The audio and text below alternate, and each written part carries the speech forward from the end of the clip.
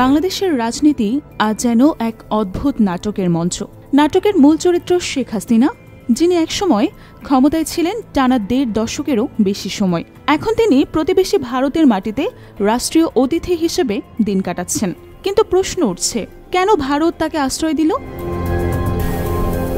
কলকাতার নিরিবিলি কোনো পাড়ায় বহুতল এক অ্যাপার্টমেন্টে নাকি আশ্রয় নিয়েছেন আওয়ামী লীগের প্রভাবশালী কয়েকজন নেতা। কেউ একা, কেউ বা সহকর্মীকে সঙ্গে নিয়ে কাটাচ্ছেন নির্বাসনের দিন।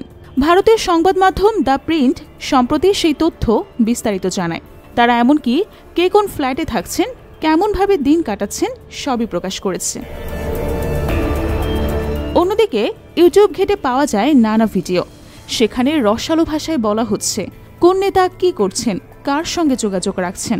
ফলে সাধারণ মানুষের মনে এখন কেবল একটাই প্রশ্ন, এসব যখন সাংবাদিকরা সহজেই খুঁজে পাচ্ছেন, তখন ভারতের গোয়েন্দা সংস্থাগুলো কি আসলেই অন্ধ? বিশ্লেষকদের মতে আসলে না, ভারত সবই জানে, জেনেই অনুমতি দিচ্ছে। রাজনৈতিক অঙ্গনে কানাঘুষা হাসিনা কেবল আশ্রিত নন, তিনি রাষ্ট্রীয় অতিথি। অর্থাৎ তার নিরাপত্তা, খাবার দাবার, চিকিৎসা থেকে শুরু করে টেলিফোন বিল পর্যন্ত বহন করছে ভারত সরকার। প্রশ্ন তুলছেন কিছু ভারতীয় রাজনীতিজ্ঞ। তারা বলছেন, এভাবে হাসিনা ও তার অনুগামীদের আশ্রয় দিলে বাংলাদেশের সঙ্গে দ্বিপাক্ষিক সম্পর্কে চির ধরবে। কিন্তু তবু দিল্লি তাকে জামাই আদরে রাখছে কেন? রাজনৈতিক পর্যবেক্ষকরা বলছেন, হয়তো এর পেছনে ভবিষ্যৎ কোনো বড় কূটনৈতিক ক্যালকুলেশন আছে।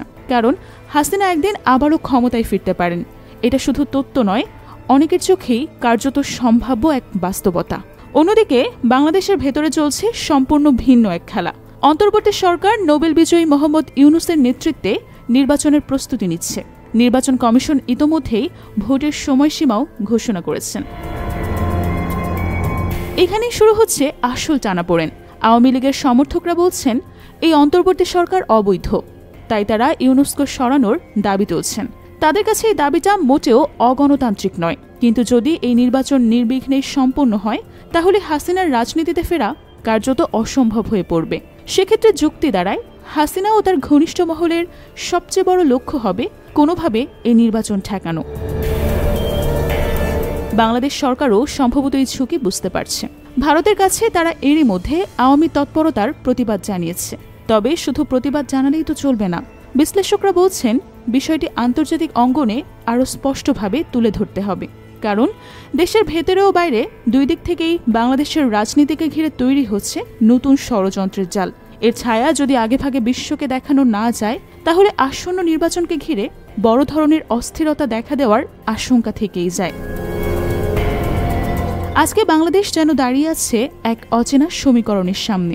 একদিকে দিল্লিতে হাসিনার নিরাপদ আশ্রয় ও নেপথ্যের কূটনীতি, অন্যদিকে ঢাকার ভেতরে নির্বাচনকে ঘিরে উদ্বেগ। জনগণও তাই দ্বিধায়, কে ফিরবে ক্ষমতায়? হাসিনার প্রত্যাবর্তন কি আদৌ সম্ভব, নাকি নতুন এক রাজনৈতিক অধ্যায় শুরু হবে বাংলাদেশের জন্য? অতীতের অভিজ্ঞতা বলছে, এই অঞ্চলের রাজনীতি সবসময় অপ্রত্যাশিত বাঁক নেয়। এবারও সেই সুযোগ উড়িয়ে দেওয়া যায় না। তবে নিশ্চিতভাবে বলা যায়, সামনে কঠিন এক পরীক্ষা অপেক্ষা করছে বাংলাদেশের জন্য। আর সেই পরীক্ষার ফলই ঠিক করবে দেশের রাজনীতি কোন দিকে যাবে এবং শেখ হাসিনার গল্প কিভাবে লেখা হবে ইতিহাসের পাতায়।